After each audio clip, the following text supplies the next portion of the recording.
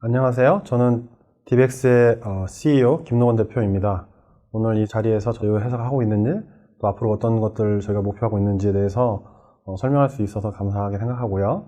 또 이런 좋은 자리를 이제 마련해 주신 암에 감사하게 생각합니다. 저희 회사에 대해서 먼저 설명드리겠습니다. 저희 회사는 2018년도 2월 23일에 설립했고, 현재는 35명 이상의 직원으로 구성되어 있고요. 또 저희 회사의 이제 사업 목표는 엣지 디바이스를 위한 AI 반도체, 또 그 SoC 솔루션 이런 것들이 되고요. 현재까지는 한 260억, 70억 정도의 투자금을 유치해 왔고, 2019년도에 처음 저희 NPU를 개발해서 그 이후로 계속해서 많은 시간과 많은 노력을 들여서 고도화하고 있습니다. 현재까지는 50개 특허를 저희가 이제 확보하고 있고요. 국가과제도 한 100억 원의 이제 그 과제를 수행하고 있습니다. 모두 AI 반도체 관련된 과제를 수행하고 있습니다. 저에 대해서 잠깐 소개시켜 드리면요. 저는 2017년도에까지 이제 전자품연구원에서 병역특례를 했고요. AI 반도체하고 어떤 인연이 있는가를 설명드리자면, 제가 UCLA에서 이제 박사과정이 있을 때에 2010년도에 이제 IBM TJ 왓슨의 방문 연구원으로 가게 돼서, 그때 이제 딥러닝 AI 반도체를 설계해서 CPU 대비 한 100배 빠른 NPU를 개발했던 적이 있고요. 그때가 이제 2010년이다 보니까 거의 이런 개발이 없었을 때 했고, 그 다음에 박사를 졸업하고 이제 시스코를 거쳐서 이제 애플에 2014년, 17년 사이에 있게 되면서 A10, A11, A12와 관련된 M1 칩도 관련되어 있고요. 그런 프로젝트를 했었고요. 그 중에서도 A11일 때가 처음으로 바이오닉이라는 키워드가 붙는 AP를 만들었는데, 그게 이제 세계 최초 상용화된 NPU고요. 이 칩이 포함된 A11을 브링업하는데 주도적으로 역할을 했었습니다. 이런 경험들이 이제 학문적으로도 산업적으로도 이제 하게 되면서 깊은 커넥션이 이제 AI 반도체가 하고 있어서 디벡스라는 회사를 설립하게 됐습니다. 현재 이제 전 세계가 AI 반도체에 관심이 굉장히 높습니다. IT 회사 중에 소프트웨어 회사들도 또는 아예 사업 분야가 겹치지 않는 회사들도 이제 AI 반도체를 직접 개발한다, 도전한다 이렇게 보고 있는데요. 아마 2030년도에 이제 시스템 반도체, 로직 칩이라고 부르는 그 분야의 시장에서 수익 면에서는 절반에 해당하는 부분이 AI 반도체에서 나올 것이라고 저는 예상합니다. 그렇게 보기 때문에 이제 전 세계가 이제 관심이 있고요. 현재는 이제 미국에서도 다시 이제 그 로직 칩에 대한 헤게모니를 갖고 와야 된다라고 보고 있고, 또 중국도 AI 반도체에서 두각을 나타내서 국위를 선양하겠다 이런 이제 목표가 있고요. 엄청난 자금들이 천문학적인 자금들이 이제 소요되고 있고요. 최근에 이제 한국도 500조에 이제 해당하는 정도의 양을 시스템 반도체, AI 반도체에 2030년도까지 투자하겠다라는 이제 이야기가 있습니다. 이런 것들을 봤었을 때 저희가 하고 있는 AI 반도체가 작지 않은 정말 지금까지 있었던 어떤 기술 산업보다 훨씬 큰 산업이 될 것으로 저희가 기대하고 있습니다. 그 온디바이스에, 그러니까 온디바이스, 디바이스, 스몰 디바이스, IoT 디바이스, 엣지 디바이스, 이런 디바이스, 조그만 전자기기에 왜 AI가 필요한 것인가에 대한 질문이 있을 수 있는데요. 근데 소개를 시켜드리면, 과거에 이제 CPU라든가 GPU 가지고 AI를 지금도 구동시킬 수 있습니다. 하지만 이게 온 디바이스에서 구동시키려면 이 CPU, GPU의 솔루션들은 제한된 이제 AI 성능을 이제 보여주면서 또 에너지 소모는 굉장히 과도하게 일으켜서 배터리 이제 라이프에 치명적인 이제 이슈를 주고요. 그 다음에 이제 과열 문제가 존재하기 때문에 그 열 같은 경우에는 릴라이빌리티에 이제 문제를 주기 때문에 이런 여러 가지 세 가지 정도의 이제 크리티컬한 문제가 있습니다. 이런 문제를 해결할 수 있는 솔루션으로 이제 NPU가 대두되고 있는 것이죠. 그래서 이제 나와 있는 이제 구현된 NPU들의 이제 연산 성능과 그 다음에 전력 효율성을 볼 때는 그 CPU 기술을 이제 노멀라이즈 시켰을 때 GPU가 4배 성능과 또 8배 이제 효율이 있어서 많이 사용해 오고 있습니다. 그리고 저는 클라우드 서비스, 데이터 센터에서는 GPU가 오랜 동안 더 강자로 남아있을 거라고도 보고 있고요. 근데 이제 엣지 디바이스에서는 NPU가 절대적인 이유는 성능과 효율이 GPU 대비 6배 정도로 좋습니다. 그래서 이 6배 차가 엄청나기 때문에 엣지 디바이스, 배터리로 동작되는 주로 그런 동작되는 디바이스에서는 절대적인 가치를 갖는 것이다 라고 이제 말씀드릴 수 있고요. 저희가 개발한다는 NPU는 저 GPU 대비 6배가 아니라 10배, 20배 이상을 목표로 하고 있습니다. AI 반도체 이제 그 시장에 대해서 설명드리겠습니다. 보신 도표에서 2019년부터 2025년도에 자료가 나와 있는데요. AI 반도체는 2025년도에는 70조 가량의 시장으로 성장할 거로 보고 있고요. 2030년도에는 약 100조를 넘기는 시장으로 성장할 것으로 기대합니다. 그래서 이제 보여지는 것으로서는 그 시스템 반도체 시장에서 전체 로직칩 시장에서 절반에 해당하는 수익은 AI 반도체에서 나올 걸로 이제 예상하고 있죠. 그래서 보시면 특이한 한 가지 더 중요한 점은요. 데이터 센터에 사용되는 AI 반도체보다 엣지 디바이스에 사용되는 AI 반도체가 훨씬 더 많다는 점을 보시면 됩니다. 그래서 저희 디벡스가 창업된 이후로 지금까지 목표하는 시장은 저 엣지 시장이고요. 데이터 센터 시장은 저희가 봤을 때는 저희는 이제 그 데이터 센터 안에 커넥티드 디바이스, 커넥티드 되는 디바이스 안에 집어넣는 AI 반도체도 생각하고 있지만 주로 저희는 엣지 디바이스, 스몰 디바이스, 배터리로 동작되는 저전력을 요구하는 디바이스에 AI 반도체를 집어넣는다 이렇게 생각합니다. 저희가 이렇게 생각하게 된 이유가 있는데요. 2010년도에 전 세계에 그 인터넷에 물려있는 전자기기의 개체수가 5 빌리언 정도였습니다. 그러니까 한 50억 개였던 거죠. 뭐 대략 인간의 개체수만큼 있었다고 보시면 되고요. 2020년도를 지나가면서 50 빌리언을 돌파했습니다. 500억 개거든요. 인구 개체수를 완전히 뛰어넘는 한 10배 정도의 전자기기가 있게 된 것이죠. 여러분이 곰곰이 생각해 보시면 이 부분에 대해서 이해하실 거로 보고요. 2025년도까지는 70 빌리언, 70 빌리언, 그 70 빌리언이면 정확하게 인구, 전 세계 인구의 10배다 이렇게 말은 되는데요. 그 엄청난 양의 디바이스가 뿜어내는 데이터의 양이 180 제타바이트 정도로 추산되고 있습니다. 어마어마한 양이죠. 그래서 이제 이 인터넷에 연결되어 있는 스몰 디바이스들이 엄청난 양의 raw 데이터를 뿜어낼 거다라는 것이고요. 그 중에서, 그 데이터 중에서 40% 정도는 real-time processing, 리액션이 필요하다. 이런 것에 대해서 제가 이제 시스코에서 라우터 칩셋 만들던 쯤에는 저런 데이터들을 보고 있었거든요. 예상하고 있었는데 저는 이제 생각이 좀 달랐습니다. AI 반도체를 2010년도에 만들어 보면서 저것을 데이터 센터로 올려놔서 데이터 센터에서 처리를 다 해준다? 그거는 좀 저는 뭔가 문제가 많이 있다고 생각이 들었고, 데이터가 생긴 곳에서 그 데이터를 추론하고 그 다음에 그 데이터를 소각시킬 수 있는 솔루션이 좀 필요하다고 봤고요. 그래서 그 솔루션이 있지 않으면 저 많은 수많은 디바이스들이 또 효율적으로 사용되기는 어렵다. 그러면 가장 베스트의 방법으로는 엣지 디바이스에 인텔리전스를 집어넣어야만 한다라는 이제 생각을 하게 됩니다. 그게 아마 저희 회사의 창업에 대한 첫 번째 생각이었던 것 같고요. 그래서 이제 AIoT가 그 클라우드에 있는 AI를 엣지로 밀어낸다고 저는 내고 있는 중이라고 보는 거죠. 저걸 위해서 수많은 회사들이 지금 노력하고 있는 것이죠. 왜냐하면 이제 클라우드 서비스까지 갔다 오는 데이터 엄청나게 많을 거라면 과연 효율적일까 이런 생각인데요. 왜 그러면 엣지로 내려오냐? 첫 번째는 또 리얼타임 프로세싱이 필요한 것이죠. 그 많은 데이터 올려놓고 처리한 다음에 내려와서 리액션을 할 것인가? 이 문제에 대해서 해결책이 필요하고요. 두 번째로는 커뮤니케이션, 전례적으로 반도체 산업 안에서 통신하는 데 드는 파워가 프로세싱 파워보다 더 많이 소모됩니다.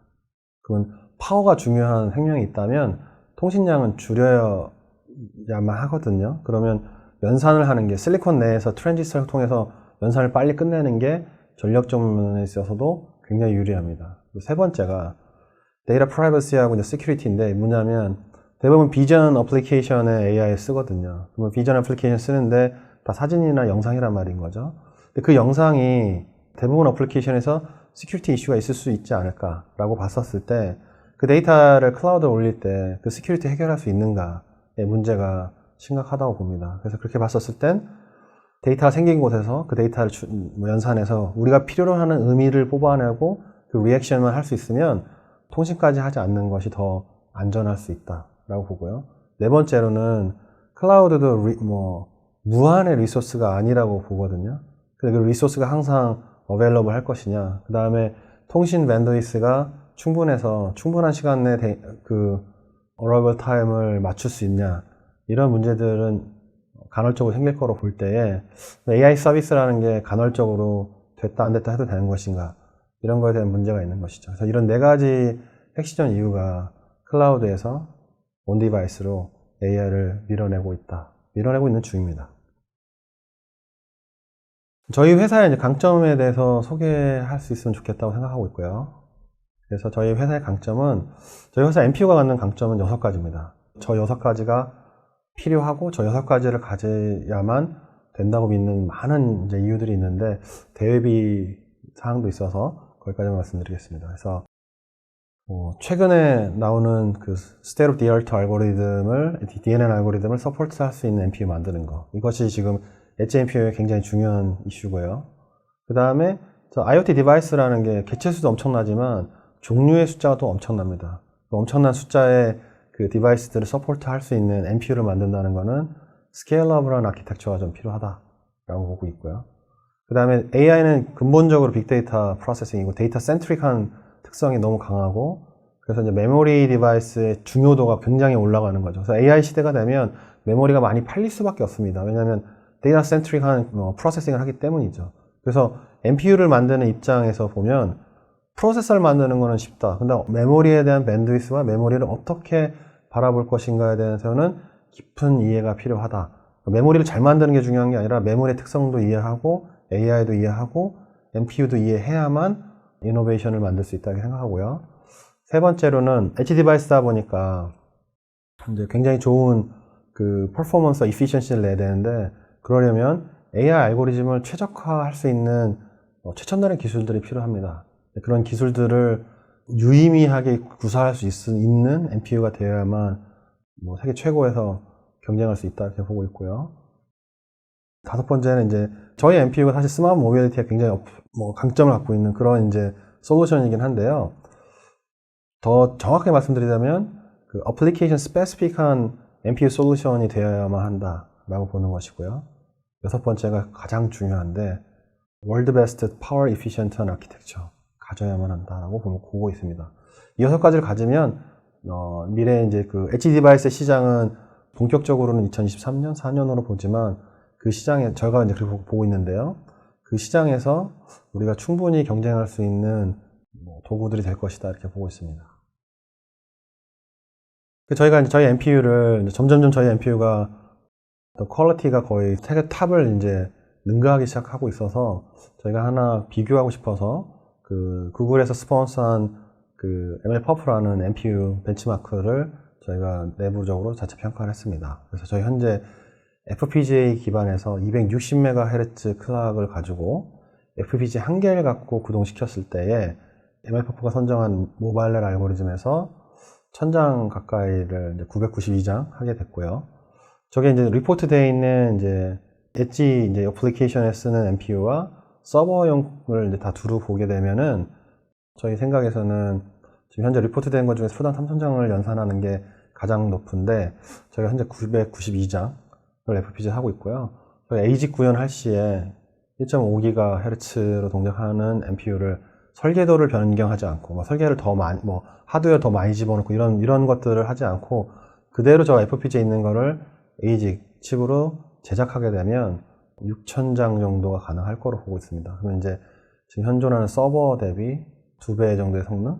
그러면 저희가 대략 저 서버 와트 안에서 해결을 하려고 하는 것인데요. 그 서버가 수십 와트를 사용하는 칩을 만들기 때문에 전성비 안에서도 극대화되어 있지만 성능 면에서도 극대화되는 그런 이제 될 수 있다 이렇게 판단하고 있습니다.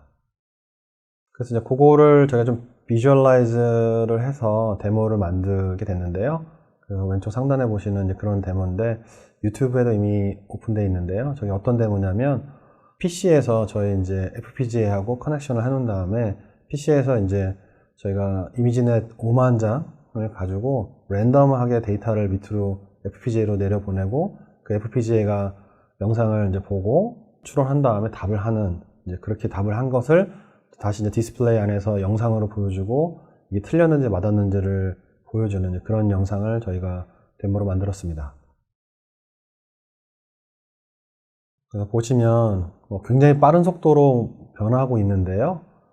저 영상이 보여주는 이제 의미가 이제 무엇인지 좀 설명을 드려보도록 하겠습니다. 멈춰놓고 보시면 왼쪽 상단에 있는 게 이제 이미지넷 2012년 이렇게 보고 있는데요. 저게 이제 number of 이미지입니다. 지금 이제 인가되고 있는 이미지의 개수고 밑에 있는 것이 그 모바일넷이라는 표준 알고리즘이 지금 이제 정답률 72점 몇으로 보이는데요. 그리고 밑에 있는 게 latency, 사진을 보여주고 이 NPU가 답을 하게 될 때까지의 시간 약 1ms, 1000분의 1초 정도 되고요. 밑에 있는 것이 이제 프레임 레이스로 환산한 겁니다. 보시면 그 중간에 있는 12개의 사진들이 있는데요. 저희가 이제 너무 빠르다 보니까 60Hz의 이제 그 디스플레이에서는 다 안 보이게 돼서 12개를 분할을 시켰고요. 그래서 보시면 굿과 배드로 밑에 캡션이 나오는데 각 사진마다 굿은 이제 그 쿼리에 대한 답을 맞춘 겁니다. AI가 보고 이게 뭐라고 맞춘 거고, 배드는 틀린 것이죠.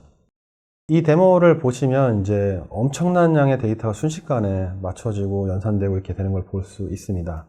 그래서 저희가 이제 이러한 비주얼라이제이션 되어 있는 데모를 통해서라도 저희 NPU를 데모할 수 있는 것이죠. 그래서 저희가 이제 계속해서 더 많은 알고리즘들에 대한 그 데모 영상들을 유튜브를 통해서 올릴 것이고, 올해 말 정도에 거의 저희가 원하는 대부분의 알고리즘을 다 비주얼라이제이션 할 수 있을 것으로 좀 기대하고 있습니다. 그래서 저러한 이제 전성비, 굉장히 놀랍다고 저희도 생각하는데요. 어떻게 얻을 수 있는 것인가에 대한 질문을 많이 받는데요. 한 20가지, 한 30가지의 기술들, 최첨단 기술들과 저희 내부적으로 생각한 여러 가지 이제 그 기술 개발된 결과를 갖고 집약시켜서 만들었는데, 근데 한 가지는 설명드리자면 이게 좀 여러 가지 이제 이해하기도 편하기도 하고 그 의미도 있는데요. 아까 보신 것처럼 원래 저 모바일넷이라는 알고리즘은 그 구동 소수점 32비트로 GPU에서 구동되고 그래서 71.484 정도의 정확도를 갖는다고 알려진 알고리즘입니다. 그 알고리즘을 저 엣지 디바이스에서 사용하다 보니까 구동 소수점을 전략적으로 버리고 정수형 이제 입력은 8비트, 그 다음에 히든 레이어는 6비트, 그 다음에 출력은 4비트로 표현을 바꾼 다음에요. 또 여러 가지 최적화, 컴프레션들을 해가지고 구동시켰을 때 중요점은 저 어큐러시가 퀀타이제이션 된 상태 안에서는 72.408%로 인공지능의 지능이 올라가게 된 것이죠. 그러니까 대부분의 경우에서는 알고리즘을 컴프레스 하면은 그 퀀타이제이션 해놓고, 그러니까 퀀타이제이션 해놓고 이렇게 보면은 최적화 해놓고 보면 어큐러시는 제한을 좀 받습니다. 근데 이제 이게 보시다시피 32비트 데이터를 6비트로 줄여낸 이제 기술에서 5분의 1 이하로 줄였죠. 지능이 올라간다. 이것은 이제 원래 통념상 이론상 존재하는 데이터의 사이즈를 제한시키면 출력의 퀄리티는 제한받는다라는 이제 이론을 깨버리는 결과를 이렇게 됐습니다. 그래서 저희가 갖고 있다는 것은 그냥 단순히 모델 컴프레션 기술이 아니고 어드밴스드 모델 컴프레션 갖고 있다고 저희가 주장하는데요. 이런 기술들을 사용해서 목표하는 어큐러시를 이제 가감시킬 수도 있고 그런 이제 양산형 기술을 저희가 확보하고 있고요. 이런 기술을 갖고 있다고 리포트하는 회사들이 아직은 없습니다. 그래서 저희 엣지 디바이스용 NPU 만드는 회사로서는 또 하나의 굉장히 의미 있는 기술력이라고 저희가 보고 있습니다. 이런 것들을 이제 활용해서 전성비 극대화를 하고 있는 것이죠. 그래서 저희가 이제 올해 EQ와 이제 4Q에 있는 이제 저희 NPU가 서포트하게 되는 알고리즘, 이제 그 비주얼라이제이션이 끝내는 알고리즘을 이제 보여드리는데요. 그래서 같은 화면인데 머블넷하고 레스넷은 좀 인식률이 조금 부족하다고 제가 판단하고요. 욜로와 이피션트 정도가 되어야 실제 사용하는데 원활할 것으로 이제 보고 있습니다. 그래서 올해 안에 저희가 중요하게 생각하는 알고리즘들을 전체 커버하는 것으로 외연을 확장시키고 그 이후에 더 많은 알고리즘들을 계속해서 실증화 시키면서 내년에 나오게 되는 이제 저희가 두 개의 칩 안에서 두 가지 전략을 갖고 이제 저희 비즈니스 프로모션을 시작하려고 하고 있습니다. 그래서 저희 회사가 이제 보시면 전성비에 굉장히 중요한 롤을 놓았다라고 이제 말씀드릴 수 있는데요. 글로벌 기업들 중에 테슬라, 구글, 헤일러 같은 회사들이 현재 이제 2톱스 퍼 와트에서 3톱스 퍼 와트, 그리고 아예 저 파워, 이제 전성비, 전력 성능비에만 목표로 해서 반도체 물성을 막 바꿔서 다른 걸 활용하는 데선 더 높게도 나오기는 하지만은 대체적으로 한 3톱스 퍼 와트 정도가 가장 이제 리딩 엣지에 있다라고 저희가 본다면, 저희 회사 칩은 내년 전략적으로 만드는 칩 안에서는 5톱스에서 10톱스 퍼 와트의 전성비를 목표로 하고 있습니다. 저희 생각하는 이제 꿈의 목표고요. 저희가 1년 지나서 저런 결과를 가지고 다시 결과를 보여줄 수 있는 때가 온다면 굉장히 행복할 거라고 생각하고 있습니다. 저희가 만드는 칩의 이제 아키텍처를 잠깐 설명드리겠습니다. 그래서 뭐 DivX NPU 개발하는 것도 있고요. 거기에 이제 LPDDR4, 5, 뭐 MIPI, PCI 인터페이스 같은 하이스피드 인터페이스도 있게 됐고요. 또 여기 이 자리를 만들어 주신 이제 ARM의 A53, 그다음에 M7, 뭐 M7이 될지 M4가 될지는 잘 모르겠지만요. 이렇게 이제 CPU들을 집어넣어서 저희가 먼저 초도 엔지니어링 샘플에 해당하는 이제 칩을 개발하려고 하고요. 이 ARM CPU 같은 경우에 저희가 Flexible Access 프로그램을 통해서 여러 이제 그 CPU들을 캐릭해 볼 수 있었고, 저희가 그 캐릭터라이제이션 한 거의 결과에 의해서 CPU들을 선정하게 됐습니다. 그래서 Flexible Access라는 이 프로그램이 굉장히 유용했다고 보는 것은, 저희가 어떤 어플리케이션을 위해서 먼저 CPU를 선정하기가 굉장히 어렵거든요. 근데 고객마다 또 요구사항도 다르고요. 개발 중간에도 스펙은 바뀔 수 있는데, 그런 부분에서 이제 자유도를 줄 수 있다는 점에서 굉장히 유용한 프로그램이었고, 저에게 그런 면에 도움이 됐다고 보고 있습니다. 그래서 처음 나오는 프로모션에서 ARM의 도움을 통해서 저희 이런 칩을 만들어서 공급하게 될 것으로 기대합니다. 앞으로의 이제 계획인데요. 올해 이제 상반기에는 그 NPU 상용 IP를 릴리즈하는 거에 목표를 두고 포커스를 두었습니다. 하반기는 좀 더 확장된 기능과 또 이제 현재 전략적 고객들이 다수 저희와 이제 커넥션을 몇 개 있기 때문에 Proof of Concept 프로젝트들을 멀티플하게 갖고 갈 예정이고요. 그 다음에 이제 우리가 갖고 있다고 하는 어떤 어드밴스드 DNN 모델 컴프레션 기술을 좀 더 일반화시키고 또 사용성에서 편하게 만들기 위한 기술들을 또 개발하고 있습니다. 또 이러한 과정 중에 생기는 부산품 이제 특허들을 계속해서 이제 확보하고 있고요. 내년에 저희가 이제 뭐 10톱스 퍼 와트까지를 목표로 하는, 저희가 이제 전략적으로 이 현재도 계속 PPA 캐릭터라이제이션을 하고 있고 하는 가운데, 제가 뭐 5에서 10톱스 사이, 뭐 그 이상도 될 수 있겠습니다만 선택지들이 있습니다. 그 선택지들에서 우리가 어떤 결정을 할 거냐가 중요한데요. 최대한 10톱스 퍼 와트까지를 저희가 선택하지 않을까, 그래서 이제 보고 있고요. 그 다음에 이제 엔지니어링 샘플에 해당하는 이제 칩들을 내년에 2개 정도 얻게 될 거다. 이를 통해서 저희가 이제 ES를 활용해서 본격적인 프로모션을 시작할 거다. 그 다음에 내년 하반기 정도 되면 양산형 칩에 대한 준비를 저희가 하고 있을 것이고요. 또 이제 소프트웨어 프레임워크를 공식 릴리즈하는 것들도 내년 초부터 해야 되는 일이고요. 계속해서 최적화 이슈들은 해결해 나갈 생각이고요. 그리고 저희가 이제 저런 칩들을 얻었을 때 저희가 하고 싶은 드림 이벤트가 있는데요. 그 부분을 저희가 준비하고 있을 거고, 그것을 제가 지금 이 순간 굉장히 많은 노력과 고생하고 있는데 그 목표를 놓고 도전하고 있습니다. 그래서 이제 말씀드리다시피 저희는 NPU 원천 기술을 하기 때문에 그 원천 기술을 개발하다 얻어지는 많은 브렉스루라든지 이노베이션이 있습니다. 그 중에서 의미 있는 것들을 특허화해왔고, 지금까지 한 48개 정도의 특허를 해오고 있고요. 지금도 특허를 나가야 될 게 뭐 10개에서 20개가 적중되어 있는 상태인데 소화가 안 돼서 뭐 빨리빨리 못 나가고 있지만, 제가 이런 특허에서 뭐 2, 3년 안에 한 200개에서 500개를 확보해서 저희가 글로벌 컴퍼니들 중에서도 유의미한 특허를 가장 많이 갖게 되는 회사가 되는 것에 도전할 겁니다. 그래서 저희가 이제 단기 목표로는 저희 MPU의 프로젝트 네임이 제네시스예요. 창세, 세상을 연다.